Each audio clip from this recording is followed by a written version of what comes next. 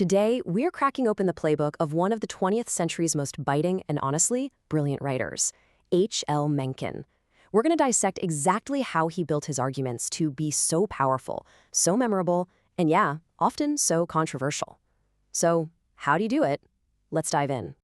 I mean, think about it. It's one of the toughest things to do for any writer or speaker, right? How do you get people to listen to ideas they might totally disagree with, and not just listen, but actually enjoy the ride? It's all about persuasion, and few are better at it than Mencken. And that's what's so cool about this. This wasn't just some raw, random talent. It was a deliberate, repeatable set of techniques, a strategy. And by breaking it down, we can start to see these powerful tools of persuasion pretty much everywhere we look. So, what was his foundation? Where did he start? Well, it all began with a core premise about human nature, which he very cleverly disguised in the language of science. Okay, so you've got two things happening here, and they're brilliant together. His central idea was that fear, not logic, drives most of us.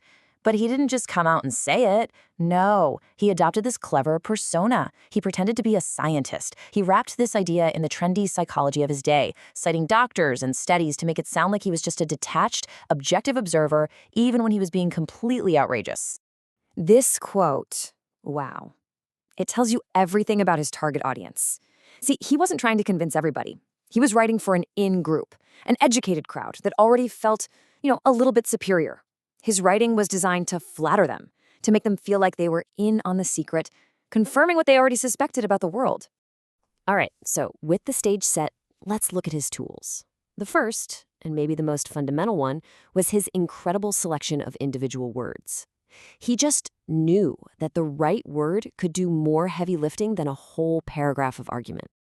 To really get Mencken, you have to understand connotation. Think of it like the emotional baggage a word carries. Its denotation, that's the dictionary definition, but its connotation is the feeling or the idea it sparks in your mind. And let me tell you, this was Mencken's secret weapon. Let's look at a classic example. He doesn't just say people's emotions are simple. No, he says they're like those of tabby cats. Now think about that. He's not just comparing people to animals, he's comparing them to a specific kind of animal, a pampered, dependent house cat. The entire argument is smuggled inside that one little word choice. And this just lays it all out. The word tabby cats carries all this emotional weight of being trivial and dependent. So he makes his point without ever having to state it directly. It's the exact same effect as the difference between calling someone a statesman versus a politician. They're both government officials, right? But one word suggests wisdom and the other suggests a schemer. Mencken was an absolute master of picking the word with the perfect emotional punch. But here's the thing. It wasn't just what words he chose. It was how he arranged them. The very rhythm of his writing was a powerful tool of persuasion. This is all about the power of syntax. It sounds complicated, but it's just the arrangement of words in a sentence. By controlling that flow, Mencken could make totally absurd connections feel logical and create this momentum that was just really hard to argue with. Okay, this is one of his most famous tricks. He creates a list of things he says are substitutes for actual thinking. And just notice the structure. Golf is easier, so is joining Rotary, so is fundamentalism. By putting a simple hobby like golf on the exact same grammatical level as these huge belief systems, the syntax does all the work. It creates this hilarious and, frankly, damning equivalence, suggesting they're all equally mindless. Next up is the part that makes Mencken still so much fun to read today. His incredible use of humor and metaphor. His whole strategy was contrast. He'd put on this serious, scientific tone, and then bam, he'd hit you with this wild, hilarious image. It was this mix of highbrow and lowbrow that kept readers on their toes. It made his pretty dense, controversial arguments feel like pure entertainment, so you'd stick around for the punchline. This right here, this is maybe his most powerful central metaphor. It's an image straight out of a county fair, but he uses it to describe all of human intellectual and political life. It's vivid, it's funny, and boy is it cynical. And when you break it down, you see just how much work this metaphor is doing. The greased poles, that's the hard work of actual thinking. The gaudy flags are the cheap, easy ideas people desperately climb for. And he invites us, the readers, to be the spectators, just sitting back and laughing at all the poor folks slipping and sliding around. It's a whole worldview packed into one single unforgettable image. And it wasn't just these big, sweeping metaphors. He was a master of the simile. Those quick like or as comparisons that could land a devastating blow in just a handful of words.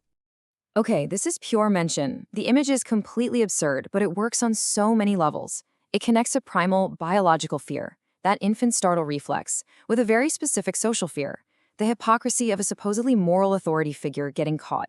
It's shockingly funny, and it sneakily argues that all fear, from the cradle to the church pew, is basically the same primitive impulse.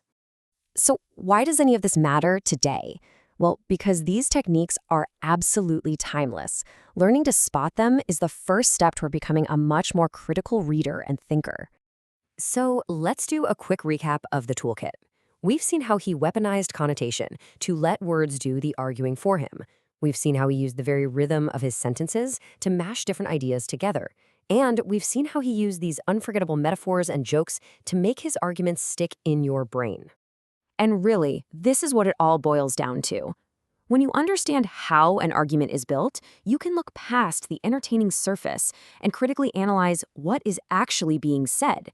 You can appreciate the artistry without necessarily buying the message. And that's the real challenge, right? From political speeches to advertising to the stuff you see on social media, these tools are all around us. So the next time you read or hear something that's incredibly persuasive, ask yourself, hey, is there a little bit of Mencken's playbook at work here?